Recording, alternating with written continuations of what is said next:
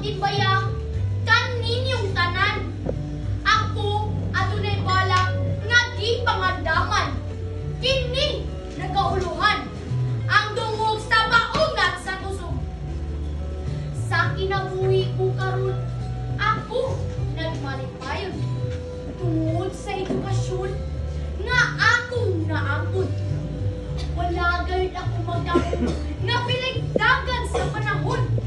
Sa entablado, ako makatugtog kaubaning mga batan. Paunat sa kusog, rason nganong kita karon nakikbisog. Bisan pa sa pagsulay nga gustong mo piyo, kita gayud likong mo baro. Nga dili pinaagi sa kaiso ang usa ka atleta mo daw. Apan sa pagpaubos nga adunay kabastog, mao'y labing takis na to.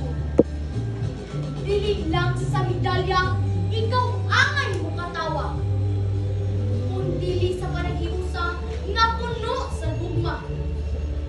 Sika imo mga mata, palibot mo tan-awa. Sa tanang talentong imong gitala, sa Diyos kini imong grasya. Higala sa kapildian at nagayoy magtunan. O sa tanan imong kasaypanan, tangon sa imong nahimutangan.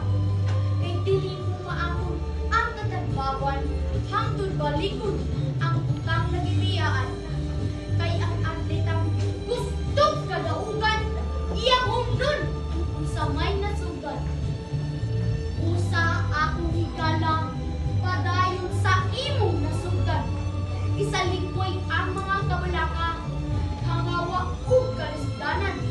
Kay atong